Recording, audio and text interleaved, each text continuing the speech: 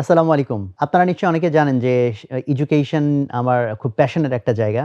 আমার ক্যারিয়ার শুরু হয়েছে, আমার entrepreneurial ক্যারিয়ার শুরু হয়েছে উদ্ভাস থেকে যেটা অ্যাকচুয়ালি মানুষ যাতে বুঝে পড়ে, ঠিকমতো শিখতে পারে এই প্যাশনকে সামনে রেখে। তো ২৫ বছরের যে জার্নির মধ্যে দিয়ে শিক্ষা নিয়ে টুকটাক বিভিন্ন কাজ করার চেষ্টা করেছি। তার মধ্যে অ্যাকচুয়ালি বেশ কিছু জিনিস শিখেছি, শেখার প্রক্রিয়ার মধ্যে আছি এবং আরো অনেক শিখতে চাই।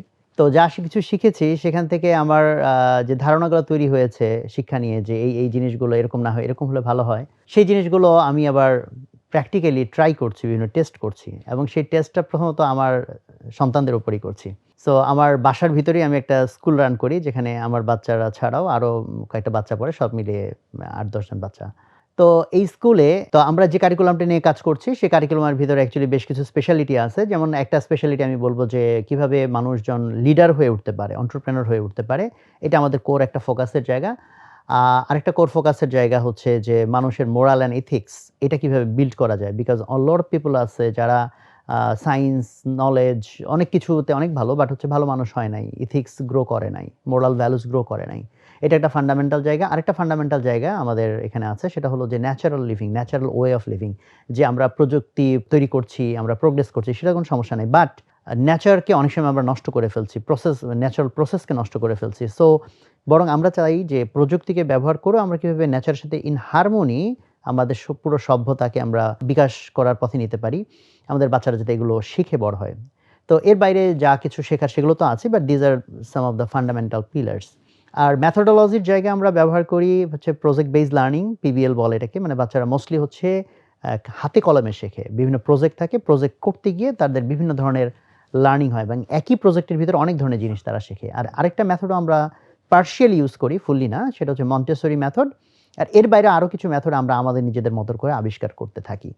তো এই এত কিছু বলার কারণ হচ্ছে আমাদের যে টিমটাতে আমি অ্যাবসোলিউটলি নিজে সময় দেই, যে এই যে কারিকুলাম অ্যান্ড মেথোডোলজি ডেভেলপমেন্ট, এই টিমে আমরা আরেকজন লোককে রিক্রুট করতে চাই ফুল টাইম। এটা ফুল টাইম জব, বাট যদিও এটা জব, বাট আমরা বলব যে এখানে ঠিক জব মনে করে যারা আসবেন তাদের জন্য এটা সুইটেবল হবে না। যারা এটাকে প্যাশন মনে করে আসবেন, যাদের এটা নিজের ড্রিম যে এডুকেশনকে কিভাবে রিডিফাইন করা যায়, সেই জায়গায় যারা কাজ করতে চাইবেন তাদেরকে আমি ইনভাইট করছি আমাদের এখানে এপ্লাই করার জন্য।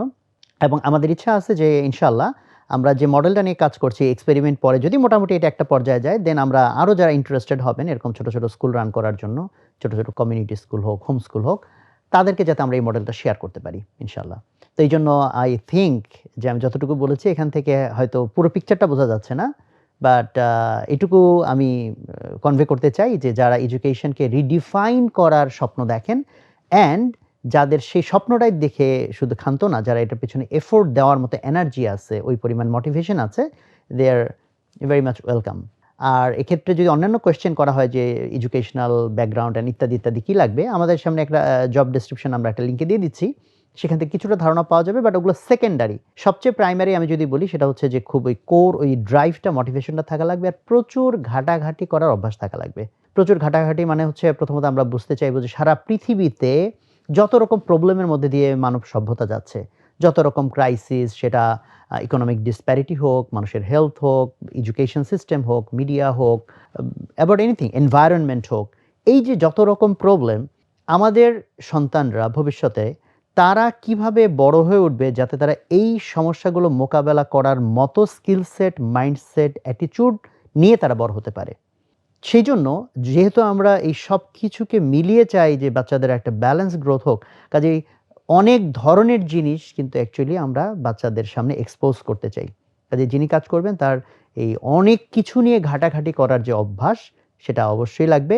শিক্ষা বিজ্ঞানের স্টুডেন্ট হতে হবে নেসেসারি না, হলে ভালো, বাট আই থিংক মানে সেগুলো শিখে নিতে হবে। মানে অতি দ্রুত লার্ন করা, অনেক বেশি জিনিস এক্সপ্লোর করা এবং অনেক বেশি হার্ড ওয়ার্ক করার যে টেনডেন্সি, এগুলো হচ্ছে মাস্ট। বাদবাকি অন্য জিনিস যেগুলো সেগুলো সেকেন্ডারি। তো হোপফুলি আমরা আমাদের মেসেজটা কনভে করতে পেরেছি। সো যারা ইন্টারেস্টেড তাদেরকে আমরা যে লিঙ্কটা দিচ্ছি সেই লিঙ্কের মাধ্যমে এপ্লাই করার জন্য অনুরোধ জানাচ্ছি।